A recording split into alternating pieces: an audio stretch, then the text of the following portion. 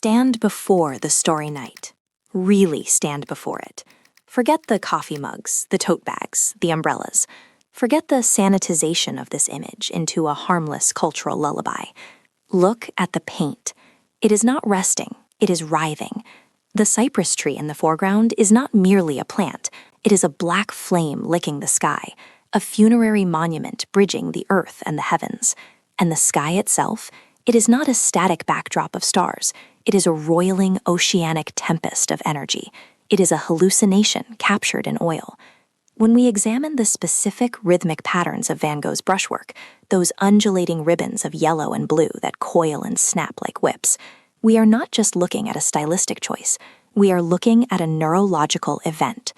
Modern neurologists and physicists have analyzed these swirls and found that they align with the mathematical principles of turbulent flow, a complex fluid dynamic that is notoriously difficult to capture, let alone predict.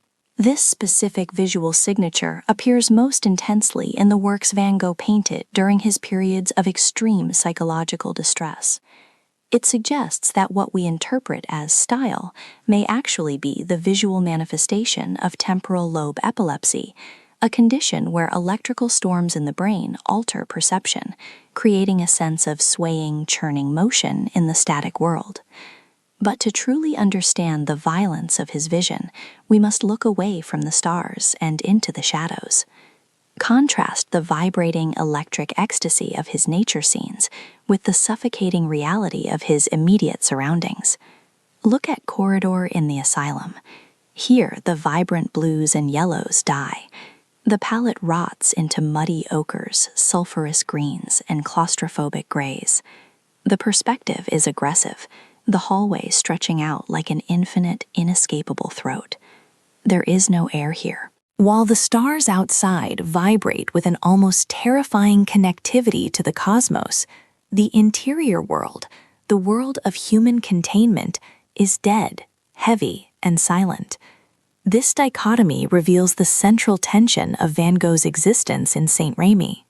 He was living in a dual reality. There was the internal world of the asylum, a place of stagnation and decay, represented by flat, lifeless color. And then there was the external world, the world he saw through the bars of his window, which was alive with a terrifying, overwhelming vitality. The undulating ribbon was not just a way to paint wind, it was a way to paint the sensation of a mind losing its grip on gravity. The thick impasto, where the paint stands off the canvas in three-dimensional ridges, suggests a desperate need to make the image real, to tactilely grasp the world before it dissolved into chaos. This was not a man painting pretty pictures. This was a man trying to nail down the universe before it spun off its axis. The ferocity of the application, the speed, the thickness, the rhythm, tells us that painting was not a leisure activity. It was a coping mechanism. It was a way to organize a sensory input that was becoming too loud, too bright, and too fast to process. When we look at the swirling sky, we are seeing the raw data of a sensory processing disorder transmuted into high art. We are seeing the world through eyes that could not filter out the intensity of existence. There is a pervasive, romantic lie we tell ourselves about Vincent van Gogh, the myth of the mad genius.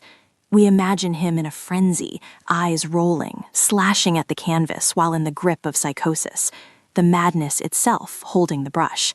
This is not only false, it diminishes the immense discipline and clarity he possessed as an artist.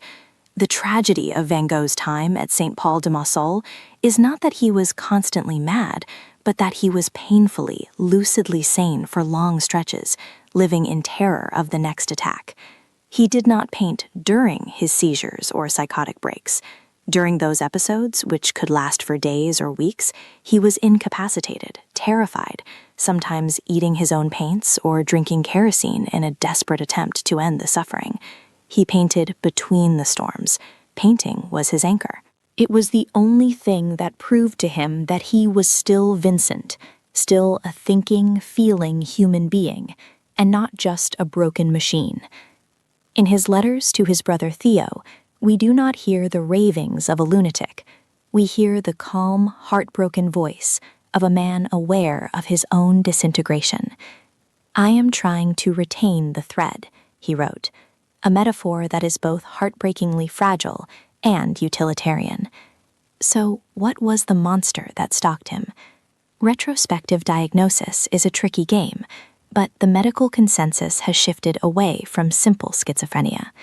The symptoms, visual and auditory hallucinations, sudden onsets of terror, lapses in consciousness followed by periods of lucidity, point strongly toward temporal lobe epilepsy, a condition likely exacerbated by his heavy consumption of absinthe and malnutrition.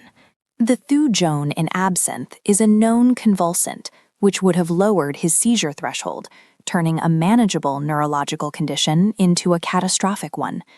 Others argue for bipolar disorder, citing his manic periods of high productivity followed by crushing depressions. But the label matters less than the reality of his daily existence. Imagine the courage required to set up an easel in the garden of the asylum, surrounded by the screams of other patients, knowing that at any moment your own mind could betray you. This was his reality in 1889 and 1890. The discipline required to mix colors, to observe the light on an olive tree, to govern the stroke of the brush. This was an act of defiance. Every painting from this period is a victory of order over chaos. When he painted the wheat field with cypresses, he was not just capturing a landscape. He was imposing structure on a world that felt like it was dissolving. The repetition of the strokes, the rhythmic hatching, the relentless study of nature, these were grounding techniques. He used work as a sedative. "Work distracts me infinitely better than anything else," he told Theo. The asylum was a prison, yes, but it was also a monastery of sorts, where he dedicated himself to the religion of observation. He studied the light shifting across the asylum walls with the intensity of a scientist. He was not a passive victim of his illness. He was an active combatant, wielding his brush like a weapon against the encroaching dark. And then there is the ear. The incident that has come to define him in the public imagination more than any canvas he ever touched. We must address it, if only to scrape away the sensationalist grime. The popular image of Van Gogh hacking off his entire ear in a fit of unprovoked lunacy is a distortion. Police records and doctor sketches suggest it was likely just the lower lobe, a gruesome injury, certainly, but not the total self-mutilation often depicted. Furthermore, recent historical detective work casts a shadow of doubt on the narrative that Vincent did it to himself. There is a compelling theory that it was Paul Gauguin, an expert fencer, who sliced the ear during a heated altercation outside the Yellow House, and that the two men, one out of guilt, the other out of love, concocted the madness story to protect Gauguin from prosecution and prevent Vincent from losing his friendship. Whether self-inflicted or the result of a tragic quarrel, the event marked the definitive collapse of his dream of a studio of the South. It was the moment the doors slammed shut on a normal life. But if we step back from the blood and the bandages, we see something far more profound occurring in the history of art. This breakdown was, in a terrible, painful way, a breakthrough. Before Van Gogh, art was largely about depicting the world as it looked. After Van Gogh, art became about depicting the world as it felt. His condition, whatever we choose to name it, forced him to abandon the pursuit of optical realism. He simply could not paint a tree that looked like a photograph, because a tree did not feel like a photograph to him. It felt like a green fire. It felt like a struggle for existence. He birthed expressionism through the canal of his own suffering. He liberated color from its descriptive duty. Grass didn't have to be green. It could be red if the emotion of the scene demanded it. The sky didn't have to be blue.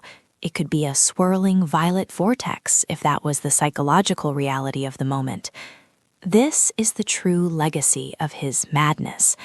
It wasn't that his illness made him a great artist. Illness destroys, it does not create. It was that his response to his illness, his desperate need to communicate the intensity of his internal experience, forced him to invent a new visual language. Perhaps we should stop thinking of him as mad in the pejorative sense and start understanding him as hypersensitized. He was a man with no skin. He felt the vibration of color and light more acutely than the rest of us. His tragedy was that he lived in a world too coarse for his constitution, but his triumph is that he left us a map of that heightened reality. He showed us that the world is more alive, more vibrant, and more terrifyingly beautiful than we dare to admit. Thank you for watching. If you want to continue exploring the intersection of psychology and art, consider subscribing. Next time, we will look at the quiet solitude of Hopper and what it tells us about modern loneliness. But for now, look at the stars and try to see the wind.